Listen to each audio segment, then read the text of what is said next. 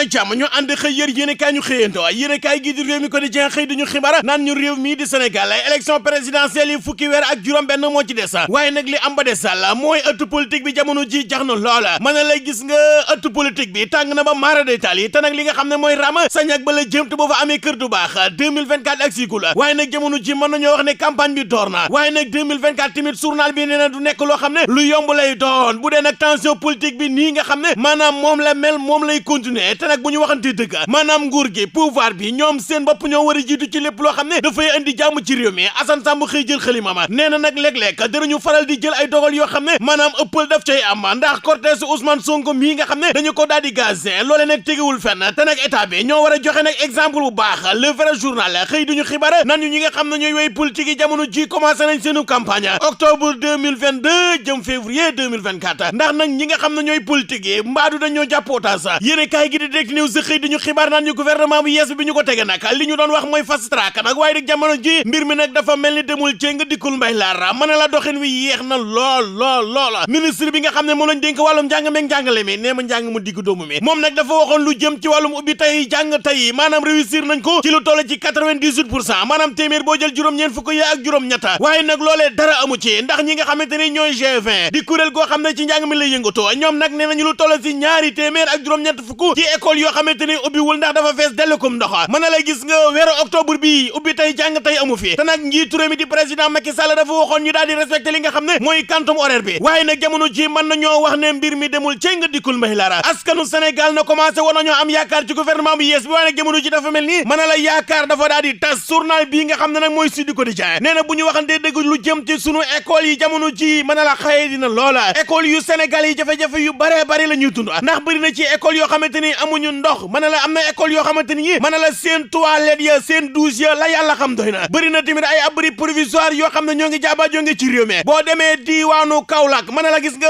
école yi nekk Kaolack ñoom nag soxla nañ lu toll ci ñaari téeméer ci jàngalekata yéene kaay gi nee na sa diwaanu Sédhiou ñoom ay abri provisoire mën na la Sédhiou foo xool gis fa abri provisoire yéene kaay gi tamit ba tey nee na ca diwaanu Rufisque foofee bëri na fay école yoo xam ne dafa fees dell ko ndox ay bâtiment yoo xamante ni ay bâtiment école yoo xam ne dafa xayetee yéene kaay gi nee na ca diwaanu Mbour foofee matériel amu fa bëri na tamit ay école yoo xam ne abri provisoire sa diwaanu Ziguinchor ñoom ay jafe-jafe la ñu am ci ay jàngalekata yéene kaay gi di réew mi quotidien xëy duñu xibaar naan ñu jiitu réew mi di président Macky Sall daat nay jël Mamour Diallo daal di koy nommé mu jiite ONAS Matar Ba jamono ji mooy chef de cabinet yéene kaay gi de La Tribune nee na Macky Sall jamono ji ma ngi si jafe-jafe ndax nag ginnaaw Aminata Touré ak Abdoulaye Diouf Sarr Macky 2012 ñoom tim jamono ji dañoo mer ba maara détaillé yéene kaay gi de L'Observateur Enquête L'As Vox Populi ak réew mi quotidien ñu xëy diñu xibaar naan ñu Kabiru Mbodj borom wari moom nag dañu ko tuumaal lu jëm ci wàllum viol wàllum siif ca diwaanu France lu toll si ñetti jigéen la ñu ko tuumaal moom Kabiru Mbodj na da leen doon siif da leen doon violé moo tax jamono ji nag dañu ko placé sous contrôle judiciaire bés bi xëy diñu xibaar naan ñu Kabiru Mbodj nag li ñu koy tuumaal moom weddi na ko nee na ay complot la nee na ay nit ñoo jóg ngir bëgg a jël si moom xaalis yéene kaay gi de Le Quotidien nee na nag Kabiru Mbodj jamono ji ay jafe-jafe ma ngi gën di bëri mën na lay gis nga ginnaaw bi wari daanoo ñu ne déeta waaye Kabiru Mbodj bëggoon a jënd li nga xam ne nag mooy Tigo far mbir moomee nag daal di la jee ñi nga xam ne ay ex collaborateur am lañ jëloon ko yóbbu ko fa mbaxana doone benn ñu tëj ko lu toll ci ñaari ati kaso mu waroon a tëdd juróom benn weer ci tribunalum Dakar la ñu ko tëjee woon yéene kaay gi di Vox Populi ñu xëy fekk fa Bassirou Ba mi nga xam ne mooy njiitul kuréel gi di aar sunu moomeel moom nag nee na concertation bi nga xam ne def nañu ko pale ci lu jëm ci wàllum dundu gu seer gi loole nag ay taf yëngal la mën na la gis nga loole tous réglé wul dara ndax ñi nga xam ne ñoom la ñu war a woo waxtaan ak ñoom ci lu jëm ci wàllu wi maanaam defuñu ko yéene kaay gi di sunu làmb xëy dañu xibaar naan ñu am na dogal bu yees ndax nee nañu nag làmb ji gis nañ daal ne dafay faral di guddi moo tax dañoo bëgg nag làmb ji léegi mën na la combat yi di commencé 16 heures 4 heures bëri nag ay acteurs ñu nekk ci làmb ji ñoom ànd ñu ci benn yoon ndax nag am na ñoo xam ne nee nañu 16 heures dafa teela nañu ko yóbbu ba 17 heures waaye nag dogal la boo xam ne préfet si boppam moo ko sàkku saala biige na nag dogal la boo xam ne ay mesures la yu ñëpp nag war a daal di respecté